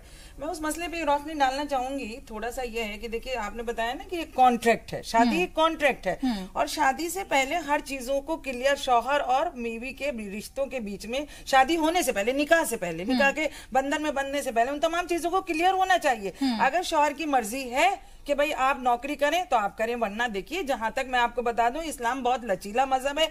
इस्लाम में इस तमाम मर्द पर, शौहर पर तमाम जिम्मेदारी अपने बीवी और बच्चों की उठाने की है। आप मुझे बताइए कि और मुमालिक में हम ये देखते हैं। लेकिन एक बात मैं आपको बताऊं, बीबी खदीजा जब बिजनेस करती थी और हुजूर सल्लल्लाहु अलैहि वसल्लम की शादी के बाद, आप ये बताइए फिर समांतर जिम्मेदारियां किस पर आ गई? किस पर आ गई थी तमांतर जिम्मेदारियां? अगर मुस्लिम कवानीन के मुताबिक अगर शौहर अपनी सवाल तो यही उठता है तमाम जिम्मेदारियां ये सवाल यही उठता है कि असली इस्लाम को कौन फॉलो कर रहा है? मेरा सवाल ही यही है कि असली इस्लाम को वाकई में कौन फॉलो कर रहा है? अगर वाकई में असली इस्लाम को फॉलो किया गया होता तो शायद डिबेट ही नहीं हो रही होती। आप लोग यहाँ बैठे ही नहीं होते। असली इस्लाम को देखिए, ये असली इस्लाम को फॉलो नहीं कर रहा है। असली इस्लाम को फॉलो सिर्फ नहीं किया जा रहा है कि हमारे अंदर बेदारी नहीं है, हम कुछ जानते नहीं है। लेकिन अगर उसके साथ जाने बेदारी पैदा करें, उसके साथ सवाल ये उठता है कि बेदारी कौन पैदा करेगा, किसकी जिम्मेदारी है? मैं इसके लिए मैं आपसे अर्ज करना चाहूंगी कि बेदारी पैदा करने में आज हमारी जो तंजीमें हैं, सोशल सोसाइटीज बनी हुई हैं, इसके अलावा मजहबी इदारे बने हुए हैं, तो अगर सोशल सोसाइटीज का ताल्लुक है समाज से, समाज में उठने वाली छोटी बड़ी तमाम जितनी भी परेशानियां हैं और जितने भी मसले हैं, अगर वो बजाय इसके कि उसको डायरेक्ट, आप ये बताइए अब क्यों आंखें खुल रही हैं? आप ये बताइए अब क्यों अब इंटरफेरेंस लग रहा है? अब लग रहा है कि उसमें इंटरफेयर किया जा रहा है। अब क्यों? मैं आपको बताऊंगी, इसलिए आंखें इस वक्त खुली है। मैं आपको बताऊं कि हमने अब तक निकाह और तलाक के मौजू को एक मजहबी माना था कि हमारा एक बोर्ड, अगर मजहब में, आप ये बताइए कि अगर मजहब में कोई चीजें गलत हो रही हैं, आप ये बताइए कि अगर चीजें जो हैं गलत हो रही, अगर गलत हो रही हैं, आप ये बताइए, आप जैसी पढ़ी लिखी खवातीन जो है, आप जैसी पढ़ी लिखी खवातीन जो हैं, वो क्यों नहीं सामने आती हैं? वो क्यों नहीं जाके लोगों को बार बार ये बताती हैं? माफ करिए, हिंदुस्तान बहुत बड़ा मुल्क है और उसमें देखिए, अरे आप अपने घर से, आप अपने घर से, अपने मोहल्ले से, अपनी लोकेलिटी से शुरू कर सकते हैं। मैं आपसे अर्ज करूं कि मैं आपको बताऊं कि मैंने बहुत से केसेस, मैंने आपसे पहले भी अर्ज किया कि बहुत से ऐसे केसेस थे जो तलाक के कगार पे आ गए थे, लेकिन उनसे मिलके, उनसे बातचीत करके, उनको समझा के, उनमें बेदारी पैदा करके हमने वापस पलटाए हैं। कुछ पर्सनालिटी डेवलपमेंट, कुछ ह्यूमन बिहेवियर की जैसे जना साहिबा, आप MRM से जुड़ी हुई है ना, मैं आपसे जानना चाहती हूँ कि क्या आपकी तंजीम ने, क्योंकि आपकी तंजीम मुसलमानों के लिए बात करती है, मुस्लिम राष्ट्रीय मंच नाम ही यही है, आप ये बताइए कि क्या आपकी तंजीम ने सुप्रीम कोर्ट के इस ऑर्डर के बाद क्या आपके लोग गए, डोर टू डोर गए, क्या लोगों को जाके बताया कि भाई अब ये गैर कानूनी हो गया है 3 तलाक, अब आप ये नहीं दे सकते, इस्लाम में पहले से इजाजत नहीं थी, अब कोर्ट ने भी कह दिया है? देखिए, पूरे हिंदुस्तान में हमारा संगठन काम कर रहा है, 28 स्टेट में है, और हम लोगों ने पूरा अवेयरनेस का काम, हमारी जगह जगह मीटिंगें होती हैं, और सारे जो देखिए ये बातें जो है ना, मतलब हमने 500 लोगों के बीच बात की, यानी 5000 लोगों तक की। मेरा कहने का मतलब ये नहीं कि आप डोर टू डोर वाकई में जाए, मेरा कहने का मतलब ये कि अगर आपने एक पूरे मजमे को भी इकट्ठा करके उन्हें बताया। बिल्कुल, मैं आपको बताना चाहती हूँ, ये जो है ना ट्रिपल तलाक जो है, ये इंस्टेंट वाला, ये उन शर्री लोगों ने करते जो किसी की सुनते भी नहीं है। इतना भी आपको हम बताएं, ये कानून नहीं, ये कानून, ये कानून की सुनेंगे, ये सुनिए, ये आप नहीं डरिए। बताइए मैडम, मैं आपसे इतना पूछना चाहूंगी, रेप केसेस के लिए कानून बना, आप बताइए शर्री लोगों में से क्या रेप केसेस रोज हो रहे हैं? कहाँ रुक गए? दहेज के ऊपर कानून बना, आज भी एक लड़की दहेज के नाम पे चल रही है, कहाँ रुके? आप मुझे बताइए, मजहब में नहीं है, सोचिए, 4 शादी तो इस्लाम ने जायज की, लेकिन और मुझे बताइए शबनम साहिबा, फिर मुझे ये बताइए, टर्म्स एंड कंडीशन पे देखिए आप मुझे विडोर, ये टर्म्स एंड कंडीशन शबनम साहिबा के लिए सिर्फ उनको चलिए अभी तलाक की बात कर रहे हैं। शबनम साहिबा, मुझे आप ये बताइए कि अगर रेप नहीं रुकते हैं, अगर जहेज के नाम पे लड़कियों को जलाना बंद नहीं होता है तो, और अगर ट्रिपल तलाक बंद नहीं होती है तो क्या कानून ना बनाए? कानून मजबूत बनाए। कानून देखिए, एक बात आपको बताएं, कानून बनाने से पहले जो देखिए आप ये सवाल उठा सकते हैं, आप ये सवाल उठा सकते हैं, जमानत नहीं मिलेगी। शबनम साहिबा, देखिए मुझे मेरा मानना यह है कि आप सवाल उठा सकते हैं, आप ये कह सकते हैं कि जिस शक्ल में बिल लाया जा रहा है, जिस शक्ल में इसको कानून बनाने की कोशिश की जा रही है, वो शक्ल ठीक नहीं है। आप ये कह सकते हैं कि इसमें अमेंडमेंट की जरूरत है। आप ये कह सकते हैं कि आप जो मुस्लिम खवातीन उनसे बात करें, उनसे राय मशवरा लें, और उसके बाद आप इसमें कोई अमेंडमेंट होते तो अमेंडमेंट करें, लेकिन यही कह देना कि ये हमारा मजहबी मामला है, आप इसमें इंटरफेयर नहीं कर सकते, आपकी हिम्मत कैसे हुई? ये सब चीजें नहीं कर सकते। बात आपसे अर्ज करना चाहूंगी, जो मेरे सामने एक केस आया है, फॉर एग्जाम्पल, अगर एक शौहर जो तलाक दे रहा है, तलाक से मैं भी मुखालिफत है, क्योंकि मैं भी इस बात की मुखालिफत करती हूँ कि 3 तलाक देने के बाद एक औरत की जिंदगी को बर्बाद ना किया जाए, लेकिन मैं सिर्फ आपसे इतना कहती हूँ, आज जो गवर्नमेंट ये कानून बनाते हुए नारी सशक्तिकरण और नारी एम्पावरमेंट की बात कर रही है, मैं उससे गवर्नमेंट से इतना कहना चाहूंगी, अगर किसी औरत का शौहर एक्सीडेंटल मर जाता है या उसकी मृत्यु हो जाती है, उसके मुआवजे के लिए गवर्नमेंट अगर लाख रुपया तय करती है तो उस औरत के हाथ में कितना जाता है? कहाँ जाती है वो समाजी तंजीमें? कहाँ जाती है गवर्नमेंट जब एक औरत भटकती है? गवर्नमेंट ऑफ इंडिया क्यों नहीं? ये जो इस बात का जवाब महिला एम्पावरमेंट की बात बताऊं, हमारे मुंबई में हमारी तलाकशुदा बहनों को, विडो बहनों को इकट्ठा किया और जगह जगह हॉस्पिटल्स में उनको ट्रेनिंग दी। देखिए जाके हम लोग बहुत कम है, ये कम क्या, हमने तो शुरू किया लेवल पे ये है, बाकी तो सिर्फ एक्सप्लॉयटेशन है। चलिए इसके और बहुत पहलू है जिन पर हम बात करेंगे, लेकिन आपको रोकना चाहूंगी मैं फिलहाल। हर इलाके में सिर्फ औरत को रौंदा जाता है, औरत के सशक्तिकरण की बात होती है, लेकिन औरत को कमजोर किया जाता है। चलिए इस पर हम बात करेंगे, लेकिन यहाँ वक्त हो गया एक बहुत छोटे से ब्रेक का। जल्द हाजिर होते हैं, कहीं जाएगा नहीं, ये बहस हमारी इसी तरह से जारी रहेगी।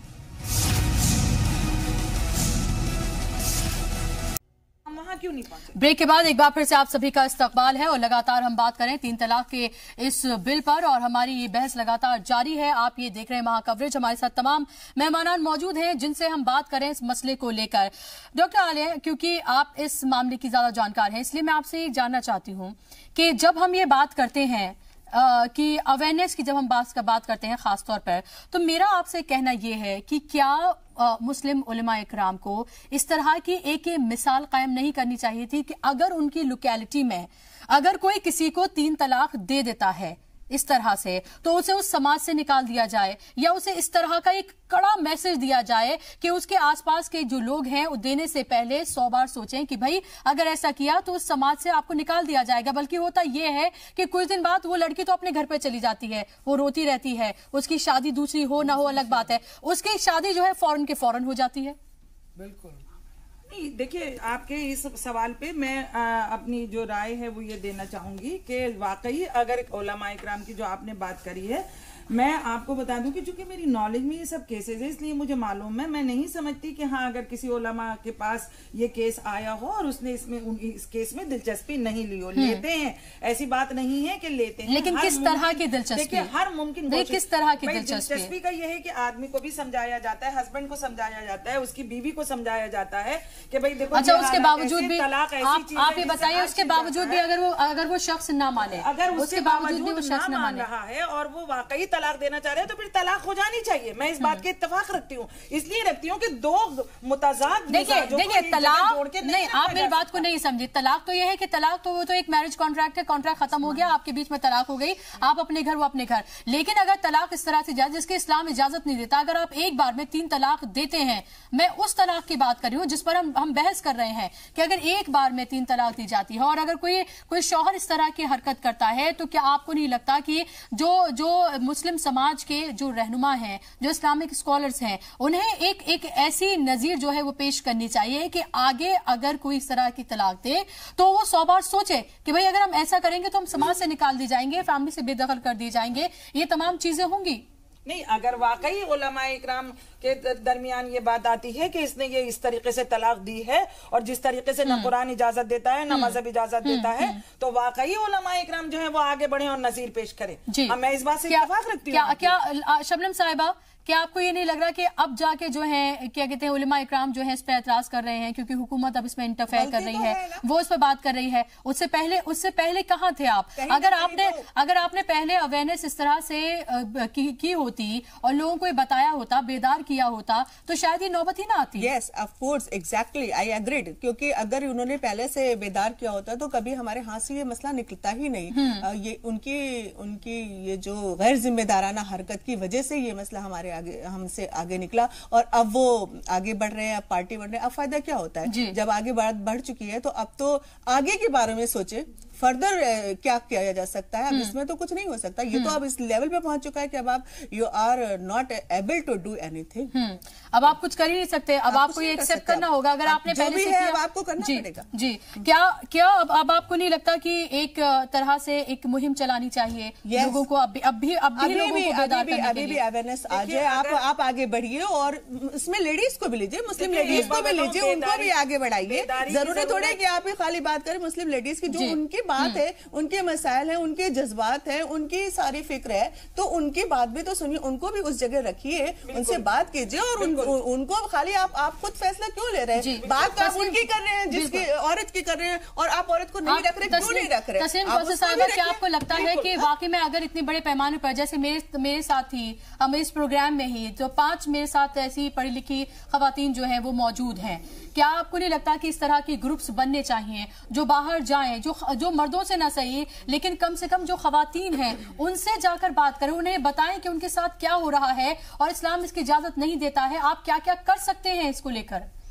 देखिए बुशरा, ऐसा है कि तलाक हो या शादी, ये ना फैमिली टू फैमिली और पर्सन टू पर्सन अलग अलग मामलात होते हैं। तलाक मतलब एक ही मुद्दे पे हर जगह नहीं दी जाती, अलग अलग सर्कमस्टांसेस होते हैं जहाँ पे तलाक होती है। इसमें जहां तक अवेयरनेस की बात है तो देखिए अभी हाल ही में एक आपने भी एड सुना होगा और हम सब भी देख रहे हैं, एक एड आता है जिसमें कहा जाता है कि ये हिंदू विरासत में बेटी के हिस्से के लिए अवेयरनेस का क्रिएट करने का एक एड आ रहा है। अगर आपने नहीं सुना, नहीं देखा तो मेरा ख्याल है आप गौर कीजिएगा। उसमें जब विल बन रही होती है तो उसमें बाप विल बना रहा है जिसमें भाई कहता है कि मेरी बहन को भी हिस्सा मिलना चाहिए। तो ये अवेयरनेस इस्लाम में तो ऑलरेडी दिया हुआ है। नहीं, मेरी बात पूरी होने दीजिए। ये बहुत ही खूबसूरत सा एक हक है बेटी का जो इस्लाम ने पहले से दे रखा है। ये हक अब समझ में आ रहा है, अगर दूसरे मज़हब इसको अपना रहे हैं तो वो एक बहुत अच्छी बात है। तो ये स्टेट अपना काम कर रही है। ये बिल्कुल उसी तरह से है जैसे अभी आप दोनों लोगों ने कहा कि इस्लाम ने तो पहले से हक दिया हुआ है। ये बिल्कुल उसी तरह से है कि इस्लाम में तो पहले से ही ट्रिपल तलाक पर बैन है, ट्रिपल तलाक है ही नहीं, तो उसी तरह से। लेकिन कितने बड़े पैमाने पर कितने लोग जो है, कितने भाई ऐसे हैं वाकई में जो अपनी बहन को हक देते हैं। एक नहीं, न जाने अनगिनत ऐसे किस्से होंगे, अनगिनत ऐसे केसेस होंगे जहां पर वो देते ही नहीं है अपनी बहन को, ये कहकर कि उसको जहेज दे दिया गया। कल को फिर इस पे भी बात उठेगी। अगर वो अभी कंट्रोल नहीं किया गया तो कल को मैं यही कह रही हूँ, जो हमारे मुस्लिम उलमा है और हमारे खवातीन जो है इंटेलेक्चुअल है वो उस पे वर्क करे, नहीं तो कल को फिर ये भी वहां तक पहुंच जाएगा। फिर आप रोएंगे, फिर कहेंगे कि मेरे माफ करा दिया जाता है, भाई माफ करवा लेते हैं, भाई ये कहते हैं कि आप छोड़ दें, और इसका भी नाजायज इस्तेमाल शुरू हो जाएगा। मैं आपको बताऊं, ये जो कानून बन रहा है, क्या आप समझ रहे हैं कि कानून बन के ट्रिपल तलाक खत्म हो जाएगी? बिल्कुल चलिए आप मुझे बता दीजिए एक एक करके कि आपका अगर ये मानना है कि ये सुप्रीम कोर्ट अगर इसे गैर कानूनी कहते तब नहीं रुकेगा, ये बिल बना दिया जाए, कानून सख्त बना दिया जाए तब नहीं रुकेगा, ये इस्लाम इसको मना करता है फिर भी दी जाती है फिर नहीं रुकेगा, ये तो आखिर रुकेगा कैसे? Personality development and human behaviour को डेवलप करने से रुकेगा। और अवेयरनेस जो है वो इस चीज को रोक सकती है। अदरवाइज मैं आपको बता दूं, जिस तरह मुख्तलिफ मुद्दे पॉलिटिक्स का जो है जो बने हुए हैं, इस तरह से ये एक मुद्दा उसमें और शामिल। लेकिन मुसलमान इसके लिए जिम्मेदार है कि उन्होंने ये पॉलिटिक्स का मुद्दा बनने दिया। अब बेदारी की बात कर रहे हैं आप कहाँ थे इतने सालों से? क्यों नहीं आपने बेदार किया लोगों को? हम ये भी तो पूछ रहे हैं कि गवर्नमेंट इतने सालों से कहाँ थी? गवर्नमेंट कहाँ थी इतने दिनों से? पहले कानून क्यों नहीं बना? एक बात बताइए, आज तक क्या कोई भी case in Muslim personal law board के पास नहीं गया? उन्होंने कहा पनिशेबल ये है, क्राइम है, ठीक है, ये जो तलाक है। लेकिन एक केस उन्होंने ऐसा नहीं करके दिखाया, बीच चौराहे में लाकर उसको कोड़े मारते। हमारे यहाँ नहीं, जहाँ तक बीच चौराहे में नहीं, जहाँ तक बीच चौराहे में कोड़े मारने का चलिए मैं ये नहीं देखिए, ये भी नहीं कह सकते, ये भी नहीं कह सकते यहाँ पर शरिया कानून, यहाँ पर शरिया कानून लागू नहीं होता है, यहाँ पर इस मुल्क का कानून है। आप इस तरह से नहीं, ये बनने दीजिए, नहीं तो आप बताइए ऐसी बात हो सकती है भाई, एक तरफ कॉन्स्टिट्यूशन को भी मानना है, एक तरफ अपने उसको भी, किसी को तो मानेंगे ना। मुस्लिम लॉ को और सबको मजहब को सारा एक तरफ रख के सिर्फ आप कानून अगर बना रहे हैं तो क्या कानून बनाने से ये तमाम चीजें खत्म हो जाएंगी? जैसे इस बात का दबाव थोड़ी बहुत तो रोक लगेगी। मैं दरिंदों को सपोर्ट मैडम माफ करिए नहीं कर रही हूँ, लेकिन मैं आपको ये भी बता दूं कि आप कह रही हैं दरिंदा। अभी आपने एक बात कही कि एक लेडी ने सुबह देर से उठी, उसके हस्बैंड ने कह दिया तलाक तलाक। आपने सिर्फ उसका आखिरी जुमला एक दिन देर से उठने पे कोई तलाक नहीं दे सकता। आपने उसके हालात को देखा, आपने उसको हालात देखे, आप गए, आपने पूछा कि क्या वजह है? आपने इसको बिल्कुल डिफेंड नहीं, बिल्कुल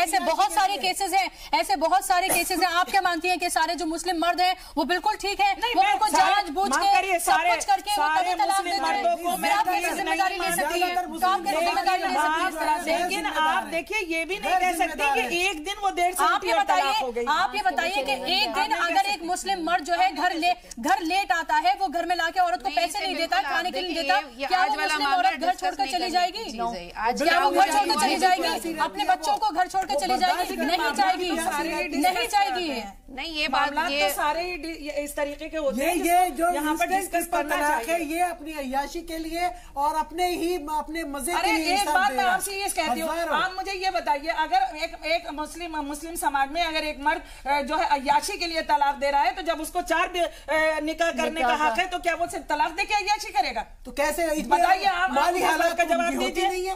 माली हालात तो होती नहीं है। अरे माली हालात को एक तरफ रख दीजिए, जब अय्याशी करना है तो माली हालात कुछ नहीं मायने। रिक्शा चलाने वाला अगर 10 रुपए भी रोज कमा रहा है, 5 रुपए देगा। कैरेक्टर, ये ये मालिक औलाद नहीं है, ये करेक्टर है इंसान का, ये करेक्टर है। फिर बहस को दूसरी तरफ ना ले चलिए, जाइए। मुझे लग रहा है कि वो अय्याशी के लिए इसके लिए इस तरह के अल्फाज का इस्तेमाल ना किया जाए, क्योंकि बहस हम कर रहे हैं कि इसमें किस तरह से तमरीन की जा सकती है, किस तरह से लोगों को अवेयर किया जा सकता है, किस तरह से लोगों को बताया जा सकता है कि अब जो है ये लोकसभा में बिल पेश हो चुका है और ये अब ये कानून बनने जा रहा है।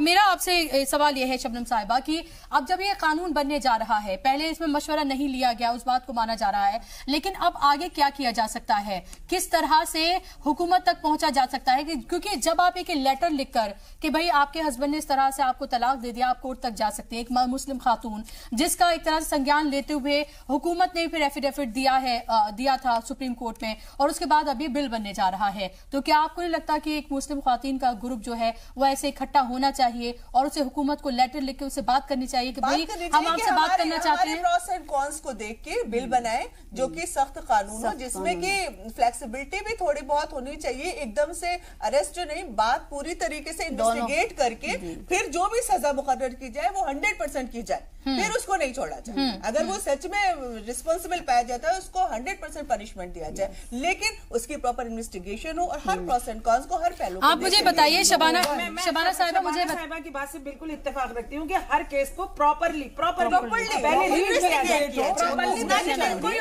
तीन तलाक कहते, कभी कभी ऐसा भी होता है, लेडीज भी कभी कभी कह सकती हैं, किसी गुस्से में कहती मेरे हस्बैंड ने तलाक दे दिया, कुछ गलत हुआ और मैं तुम्हें जेल भेजाऊंगी। मैडम शबनम साहिबा मान सकती हूँ कि मिसयूज हो सकता है इसका मामला है। फॉर एग्जाम्पल हमारे लिए तो औरत है, वो किसी भी मजहब की औरत है और वो वाकई एक मतलब ऐसी सिनफे नाजुक है। आप मुझे बताइए, तलाक के मौजू के ऊपर औरत नहीं पीसी जा रही है, अक्सर वो बेहतर जहेज के मामला। मुझे ये बताइए, कहीं कहीं देखिए, माफ करिए, आप ये कहेंगे ये औरत है लेकिन मर्दों के फेवर में बोल नहीं, बात अगर आ रही है तो मैं बात बता रही हूँ, कहीं पर ऐसा भी होता है कि मर्द शरीफ होता है और झूठा इल्जाम लग रहा है, झूठा इल्जाम लग रहा है, कानून का फायदा उठा के देखिए, हजार में अगर एक आध होता है तो, लेकिन जुल्म जो बड़ा जुल्म हो, बात उसकी उस जुल्म की जाती है, जुल्म जो बड़ा जुल्म हो उस जुल्म की बात की जाती है। शबाना साहिबा, मुझे ये बताइए कि क्या आपको लग रहा है कि इस बिल का मिसयूज भी हो सकता है? यस मैम, बहुत होता है इसका मिसयूज। कोई किसी पे भी रेप का आरोप लगा देती लड़कियां, जांच होती नहीं है उसकी, वो लड़का तो मतलब उसकी तो लाइफ खराब हो जाती है। प्रॉपर इन्वेस्टिगेशन से पनिशमेंट दिया जाए, बिल आए प्रॉपर इन्वेस्टिगेशन, उसमें ये भी मिसयूज बहुत होता है। That's it. तो इसका भी खदशा है कि इसका मिसयूज हो सकता है, लेकिन सवाल अभी भी वही का वही बना हुआ है। मेरा मशवरा, और मैं चलते चलते मुझे नहीं मालूम अभी प्रोग्राम कितनी देर चलेगा, लेकिन एक मशवरा मेरा भी नाचीज सा मशवरा यह है कि देखिए, मैंने फिर बताया कि हम निकाह के लिए हमारे यहाँ कोर्ट मैरिज जो है, हमारे मुस्लिम समाज में कोर्ट मैरिज को अब कोर्ट सर्टिफिकेट ले लिया जाता है, लेकिन हमारे यहाँ एक निकाह होता है, कुरान के सीगे होते हैं जिनको पढ़ के दो फरीक़ैन आपस में निकाह में बनते हैं। भी जरूरी है। उसी तरीके से मैं आपको बताऊं, मेरा गवर्नमेंट से कहना यह है कि अगर आप अब बीच में पढ़ के किसी भी लेडी को अगर उसके कहने से कि तलाक उसने दे दी है, तो उस मसले को आप देखें, और खुदारा जिस तरीके से सिर्फ निकाह में हमारे उलमा इकराम कुरान के तमाम आयतों का विर्द करने के बाद हमें एक पाक रिश्ते में बांधते हैं, उसी तरह उनको भी यहाँ रखा जाए, रिश्ते की पाकीज़गी को समझाना जरूरी है, और उन लोगों को भी इस तलाक के मौजू में रखा जाए। ये नहीं है कि खाली गवर्नमेंट ने कानून बना दिया और कानून बन गया। आप देखिए, एक बात बताइए, अगर ये ऐसा होता तो जिस वक्त हिंदुस्तान का आईन लिखा जा रहा था, उस आईन में ये क्यों लिखा गया कि हमने मजहबी शोबे के जितने मामलात हैं वो मजहब के आईने में तय होंगे, तब बिगाड़ हो जाएगा। लेकिन तब शायद ये पता नहीं होगा ना कि हालात ये हो जाएंगे, तभी पता नहीं होगा कि हालात ये हो जाएंगे। आप तो वही वाली बात है, अगर इस दौर में आते तो इस्लाम के कानून ये न होते, आज हालात नहीं। ये देखिए, लेकिन आप मुझे बताइए शबनम साहिबा, आप मुझे बताइए कि जिस तरह से ये कहा जा रहा है कि अभी जिस तरह से इन्होंने कहा कि अगर उस कानून में इसको अलग अलग प्रोविजन नहीं दिया गया होता, तो आप मुझे ये बताइए कि हालात अब ये यहाँ पर जब पहुंच गए हैं, जब खुद एक मुस्लिम खातून अगर हुकूमत के पास जाए, उससे ये मुतालबा करे, तो क्या उसमें जो हुकूमत है क्या वो इंटरवीन ना करे, क्या वो कोर्ट तक ना पहुंचे, क्या वो इस मामले को आगे ना बढ़ाए? नहीं, आप बिल्कुल बढ़ाए, कानून कानून तक भी पहुंचे, कानून के पास पहुंचे और बिल्कुल बढ़ाए। लेकिन जहां फैसले का ताल्लुक है और जब इस मामले के हल करने का ताल्लुक है, वहां उन उलमा इकराम को भी लाना जरूरी चाहिए। देखने के बाद और उनको लाने के बाद शरई आईने में ये चीज तय होना चाहिए। मैं इस बात से बिल्कुल इत्तेफाक नहीं रखती कि बांधने के इस वक्त तो निकाह के वक्त उलमा इकराम को पूछा जाए और तलाक के मौजू पे उनको बिल्कुल अलग कर दिया जाए। नहीं तो गवर्नमेंट देगी तलाक। तो आप ये बताइए कि नहीं, इस तरह से तो गवर्नमेंट ने नहीं कहा कि गवर्नमेंट तलाक देगी। देखिए, अगर एक शौहर एक बीवी को तलाक दे देता है तो उसे यह रखा गया है कि अगर वो चाहे तो वो कोर्ट जा सकती है, वो कोर्ट जा सकती है, वो ये कह सकती है कि भाई मेरे शौहर ने मुझे 3 तलाक एक नशिस्त में दे दी है जो कि इलीगल है, और फिर उसके बाद उस पर केस होगा और उसके बाद वहाँ वो जो खातून है उसे भी अप्रूव करना होगा। सच में उसने दिया है, गवाह लाने होंगे। ये क्या है कि वो सुबह अपने घर में उठी और उसने कह दिया कि आज मैं देर से उठी थी तो मुझे तलाक दे दी, या मैंने चाय लाने में देर कर दी तो मुझे तलाक दे दी। गवाह है, करना पड़ेगा। अच्छा चलिए आप मुझे ये बताइए कि चलिए ये अभी फॉर एग्जाम्पल ये सोच लेते हैं कि अभी जो हुकूमत है वो कानून भी नहीं लेकर आई है, ना ये इलीगल करार दिया गया है। इस सबसे पहले की बात सोचते हैं, सबसे पहले ये केस आया कि एक खातून आती है, वो ये कहती है कि भाई मेरे शौहर ने सिर्फ इसलिए मुझे तलाक कहकर तलाक दे दिया क्योंकि मैं सुबह जो है वो देर से उठी थी और इसलिए मुझे तलाक दे दिया। अब इसके बाद क्या, आप मुझे बताइए। जाहिर बात है कि अगर वो औरत कह रही है कि मैं देर से सो के उठी और मेरे शौहर ने मुझे तलाक दी, तो सबसे पहले तो बात यही है कि जैसा कि अभी सभी लोग कह रहे हैं कि कुरान में एक ही नशिस्त में तलाक जो है वो नहीं दी जाती, गुस्से की हालत में तलाक नहीं होती है, तो जाहिर बात है कि वो तलाक ही नहीं हुई। अच्छा, अगर इस जाविये से देखा जाए और अगर जाहिर बात है कि आप कह रही हैं कि तलाक हुई है तो जाहिर बात है आपको प्रॉपर गवाह तो देने ही होंगे क्योंकि ये तो शरई मसला है। शौहर के साथ क्या करना चाहिए? अगर वो शौहर कह दे फिर वो शौहर कह दे कि भाई मैं नहीं रखूंगा, मैंने तो तलाक दे दी और मैं ये मानता हूँ कि मैंने तलाक दी है और मैं अब अपनी वाइफ को अपने घर में अब नहीं रखूंगा, फिर उसको जाहिर बात है देखिए कोई भी कानून और कोई अदालत दो मुतजाद मिजाजों को मिला के जबरदस्ती नहीं रख सकती। अगर उसको लेकर अब ये बताइए, अगर उसको लेकर अगर हुकूमत अब ये बिल लेकर आ रही है तो फिर क्या परेशानी है? नहीं, हुकूमत जो बिल ला रही है और ये जो अचानक और एकदम इस तरीके से थोपा जा रहा है, इस तरीके से थोपा जा रहा है, हम इसके बिल्कुल खिलाफ है। हम कैसे ऐसे वक्त में ला रही है कि मैडम आप भी जानते हैं कि हमारा मुल्क किन हालात पे खड़ा हुआ है, किन हालात पर समाज में खराबी पैदा हुई है उसको खराबियां बहुत पहले से थी, बहुत पहले से इतनी नहीं, तो समाज की खराबियां पहले से मुझे बताइए। देखिए शहनाज साहिबा, चलिए मुझे कुछ सवालों का जवाब लेने दीजिए। आप ये बताइए कि आप मुस्लिम राष्ट्रमंच से जुड़ी हुई हैं जो कि बीजेपी का ही एक विंग है, यानी कि हुकूमत से जुड़े हुए हैं, लेकिन देखिए ये मानना होगा ये हकीकत है, सच्चाई है। आप ये मुझे बताइए कि जब ये बात करती है, जब हुकूमत ये बात करती है कि हम मुस्लिम औरतों के हुकूक की बात कर रहे हैं, हम ये मानते हैं कि उन्हें भी उतना ही हक है जितना किसी और खातून को है, किसी और महिला को है। आप ये बताइए कि जब गौरक्षा के नाम पर जब एक शख्स को मारा जाता है, जब उसके घर की बेटी, बीवी, बहन, उसके हुकूक के बारे में कौन बात करेगा? आप ये बताइए, जब किसी भी चीज के लिए किसी एक मुस्लिम मर्द को मार दिया जाता है, उसके घर के ब्रेड अर्नर को मार दिया जाता है, उसके घर में कोई और कमाने वाला नहीं है, तो आप ये बताइए फिर उसके बाद जो है वो औरतों के हुकूक की बात, उनके हक की बात फिर कहाँ चली जाती है? देखिए एक बात सुनिए, जो केरल में जो आरएसएस के लोगों को मारा जा रहा है, आप डाइवर्ट कर रही हैं। आप सुनिए, मैं ये कह रही हूँ, मेरे सवाल का जवाब दे दीजिए। मैं बता रही हूँ उसका जिम्मेदार कौन? जवाब दे दीजिए अपने सवाल मैं कहना ये आज टेक्नोलॉजी के इस दौर में सुनिए, आज टेक्नोलॉजी जहाँ पे कोरिया एटॉमिक एनर्जी की बात करता है, अमेरिका डेवलपमेंट की बात करता है, हम क्या बात करते हैं? आज तक जो ये मैसेज पहुंचा है कि मुस्लिम लोगों को मारा नहीं, इतना कहना चाह रही, कोई भी किसी को मारे, कोई भी किसी को अगर मारता है, मैं कहती कोई भी किसी को मार रहा है, हत्या कर रहा है कोई भी किसी की, उसको गवर्नमेंट को ही देखना पड़ेगा।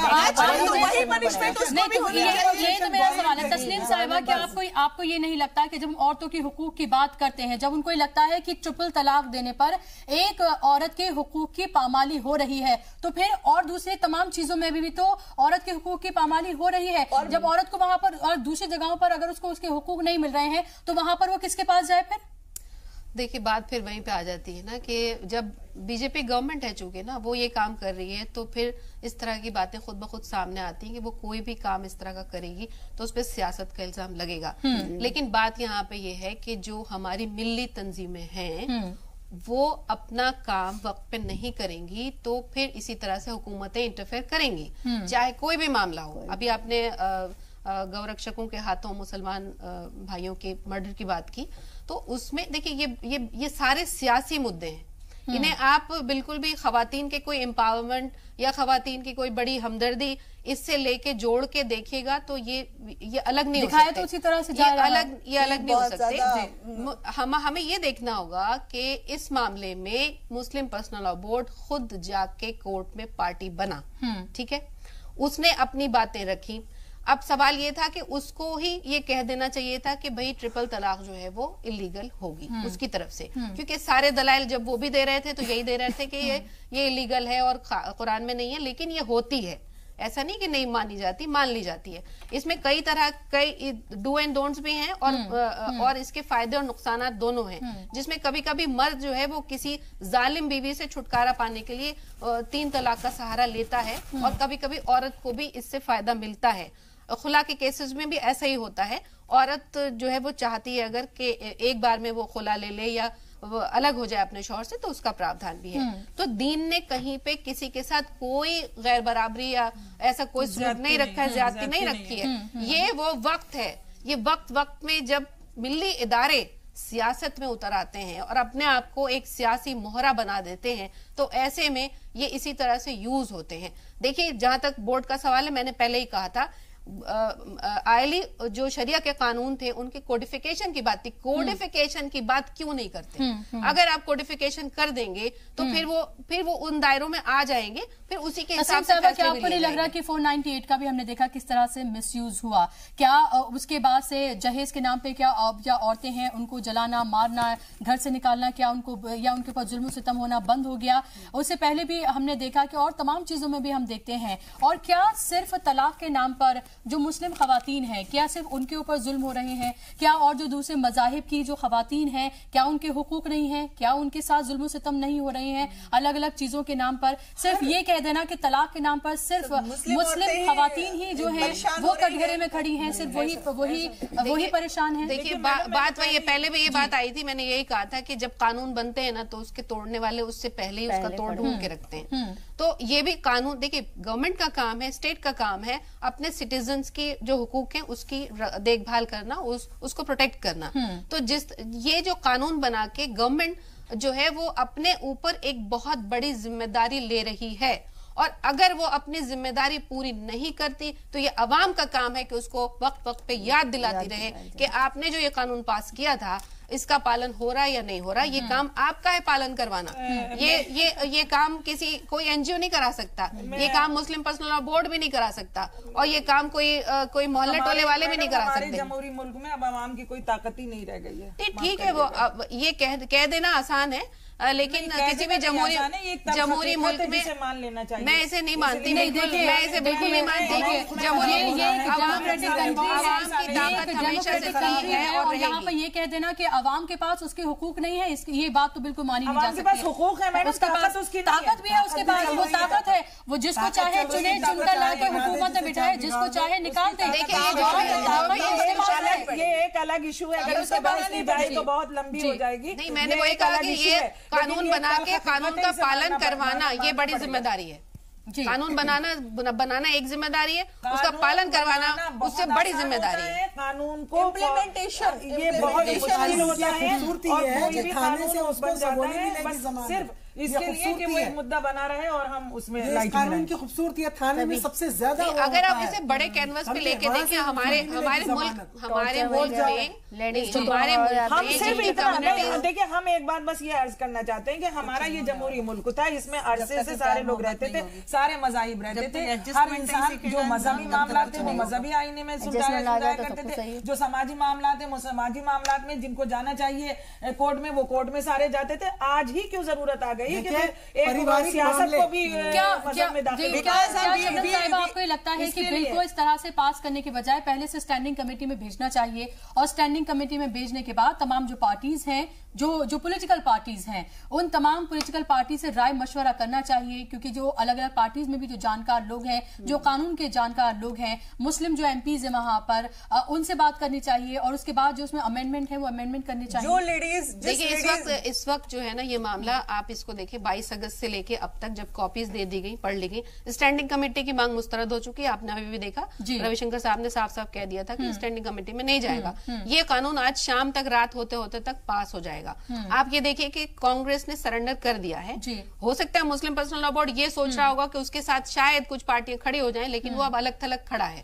और देखिए पूरी दुनिया में जो बड़े इदारे हैं उनको गिराने का काम चल रहा है। यानी जो बुत बने थे 60-70 साल में, वो बुत अब गिर रहे हैं और नए बुत बना के जो है सामने लाए जा रहे हैं। अब देखना होगा कि उनकी शक्लें कैसी होंगी। तो हमारे मुल्क में भी ये काम चल रहा है। जो इदारे थे, जो पुराने इदारे थे, वो अब वो ज़मीबोस किए जा रहे हैं और नए इदारे खड़े किए जा रहे हैं। अब आप वेट कीजिए, उसके लिए वो अब आप वेट कीजिए कि बिल्कुल वो खुद जिम्मेदार है। बिल्कुल वो खुद अगर उन्होंने अपनी अहमियत उसी तरह से बनाकर रखी होती, अगर उन्होंने उतनी ईमानदारी से काम किया होता, अगर वो एक पार्टी का पपेट बनकर काम उसने ना किया होता, अगर वाकई में उसने इस्लाम के लिए, मुसलमानों के लिए काम किया होता, तो आज वो इस कटघरे पे और इस जगह पर आके खड़ा नहीं होता जहां वो खड़ा है, जहां पर खुद जिस समाज की वो नुमाइंदगी करते हैं, कि नुमाइंदगी करने का दावा भरते हैं, अगर उसी की वो बात ना करें, उसी को लेकर वो अवेयरनेस ना पैदा करें और उसी की बात को लेकर उसी के लिए खड़े ना हो, तो फिर वो किस लिए हैं? और सवाल इसीलिए है, और जाहिर सी बात है कि अब ये लगातार जो उनकी बेचैनी है उसको भी जाहिर कर रहा है। बहरहाल अब ये बिल पेश कर दिया गया है और जल्द इसको पास कर दिया जाएगा, लेकिन सवाल ये बने हुए हैं कि जल्द से जल्द जो है इसी बीच ये मुस्लिम पर्सनल लॉ बोर्ड का तलाक भी आया है। नए कानून के खिलाफ वो कोर्ट जाएंगे। 3 तलाक पर मुस्लिम पर्सनल लॉ बोर्ड का ये बयान आ गया है। नए कानून के खिलाफ अब मुस्लिम पर्सनल लॉ बोर्ड जो है वो कोर्ट का दरवाजा खटखटाएगा।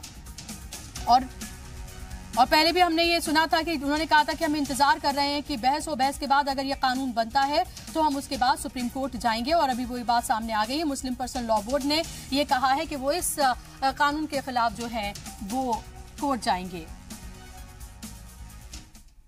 तो आप तमाम मेहमानों का बहुत बहुत शुक्रिया इस बहस का हिस्सा बनने के लिए, चर्चा का हिस्सा बनने के लिए। हम उम्मीद यही करेंगे कि ये बिल जो है जिनके लिए बनाया जा रहा है, जिन खवातीन के हुकूक की बात कर बनाया जा रहा है, उनके लिए उसी तरह से फायदेमंद भी साबित हो। इसी के साथ इस बहस में बस इतना ही। आप बने रहिए जी सलाम के साथ।